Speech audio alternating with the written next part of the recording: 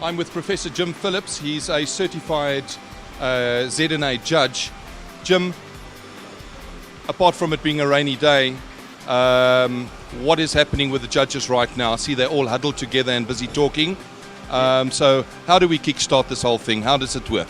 Okay, well the judges have all assembled, and it's going to be difficult conditions with the rain because it disturbs the surface of the water. So their job is made more difficult by the rain.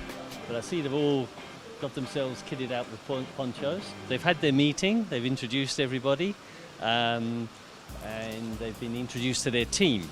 Each team will have a netter, a bowler and a scribe.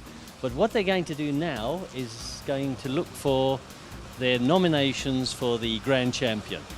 So they'll work as one unit and they'll make their notes as they go along, and they'll pick what they think is their choice for the Grand Champion. Then they'll go back to the judges' room and they'll discuss it and have a vote on it. So we will know shortly who the Grand Champion is. It's quite So that's really how it starts. Is they all we first get the Grand Champion out of the way. Reserve Champion. Yes, the runner-up is called the Reserve Champion, and they will also choose that now. Right, and then after that, the three teams will split. And can you just tell us how they will go about, splitting up and doing the necessary individual judging? Yes, once the Grand Champion has been chosen, the judges will split into teams, and each team will take a size, say a size 1 fish or size 2 or size 3, and they will judge that whole size with all the varieties in that size. And when they've completed that, they'll go on to do another size and so on until all the fish has been judged. It's very interesting at this show in that most of the fish are bigger fish. It's very unusual. Normally we have a lot of size 1 and size 2 fish, but today we've got as many size 8 fish, I think, as we've got size 1 fish. So this really is a show of note. Jim, is that indicative of how stiff the competition is this year? Yes. Well, just looking around the ponds, they were being benched yesterday. There's some fantastic quality fish here, but they're also very big fish as well, which is amazing. The competition in the bigger sizes for the Grand Champion, the Mature Champion, is going to be very, very fierce because there's some fantastic big fish here today.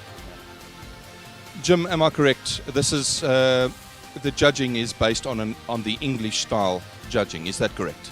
Yes. The old Japanese style was to put all the different types of fish together and judge them in one pond.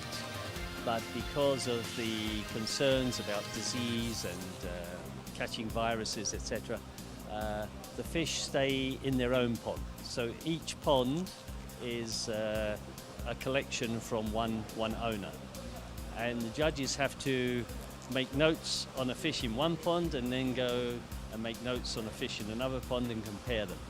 And in the bigger sizes, they're going to have their work cut out because there's big fish all around today. Thank you, Jim. No doubt you're going to be walking with us and giving us some running commentary on some detailed aspects of the judging. But for now, thank you for your time. Thank you. I'm looking forward to it. It's going to be an exciting day. Right, I'm here with Larry Hubbard. Larry is a seasoned judge. He's an internationally certified Z&A judge. Larry, please explain to us, if you were busy judging right now, what would you be doing walking from pond to pond looking for the Grand Champion? Okay, so basically what you're looking for is the Supreme Grand Champion and the Reserve Grand Champion, which basically eliminates those fish from the rest of the show. That's why they get chosen first, so they don't get mixed up with all the others. You're obviously looking for a fish that shows a lot of presence in the pond. Obviously how the colors have developed on the fish. If you're looking at a black and white and red fish, all three colors should have developed at the same time. That's basically what you're doing. So am I correct by saying that you basically, in your mind, you're forming a picture of least interested in your mind, Sure. and what you're looking for, and then most interested in your mind. Exactly, yeah. And then once you've now decided to yourself, out of all the fish on show, which should be the top winners, then you'll get together and vote. If it's an equal vote, then all the fish are discussed, maybe gone back to look at, and that way all the fish are eliminated until you come up with the top 2 fish. Larry, I understand that every judge has his own way, his or her own way of judging, scoring, and what have you. What works for you best? Well, what I usually do is I start off and I have a look at the first fish and I say, well, that's a first. And then if I go to the next fish and that's better than the first fish, then I swap the 2, then it becomes a first and second. And I eliminate that way. Some people have a dot system where they say 6 dots is excellent, 5 dots is a little bit less. Every judge has his own way of doing it. I prefer to say first and then bump it up or down until I've now chosen my fish, which I think is the winning fish. Thank you, Larry. That is where we are at the moment. So let's see what happens with the judges once they get together.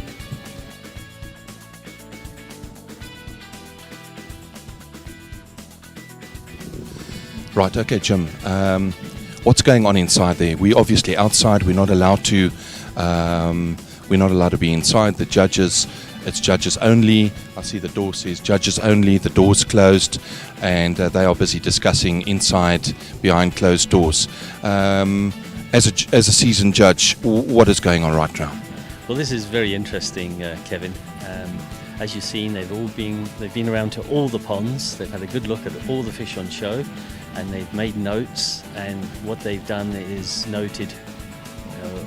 Each judge notes which fish he thinks is a potential candidate for Grand Champion.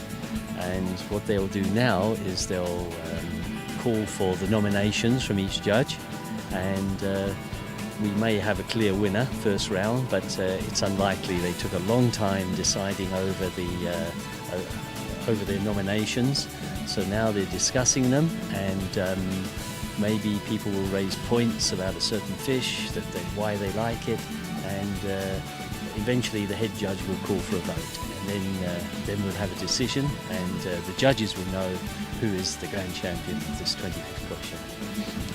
So this is where the chief judge, where he basically plays his major role. Yes. The chairman, if you like, of this meeting will be the head judge, and this year we have Hongmen Leung from China. He's flown all the way here from China to be the head judge. He's a ZNA certified judge, which is the highest category of judge you can get. We have 3 assistant certified judges, Mike Harvey, Harry Becks and Rennie Schumacher, and we have a few local ZNA certified judges as well sitting in there. But we have judges from England, the Netherlands and China all come to assist us with judging our show. And then of course we get trainee judge. Yes, well, we've got some SACs, certified judge, and we've got some trainees. So if there's not a clear winner, and it comes down to, as you said correctly, the first round, if it goes to the second round and so forth, I take it then the demerits would come into it. Is that correct? Yes. First of all, when you're judging fish, you obviously look for the qualities and the strengths of the koi, and that's why you put the koi up as your nomination. But if it's close, then you start having to look at the little details which distinguish the koi.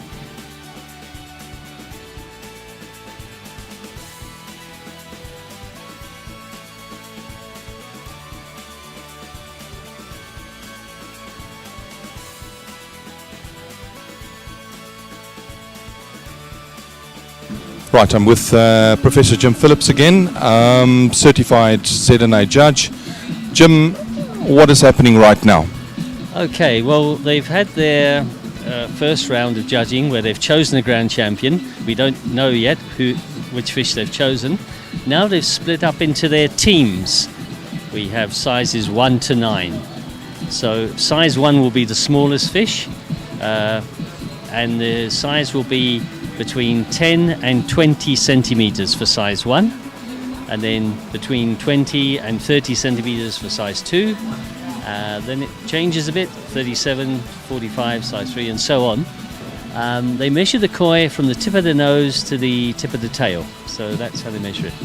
So the koi have to be at least 10 centimeters to be eligible to be shown. And they compete against other koi in their own sizes.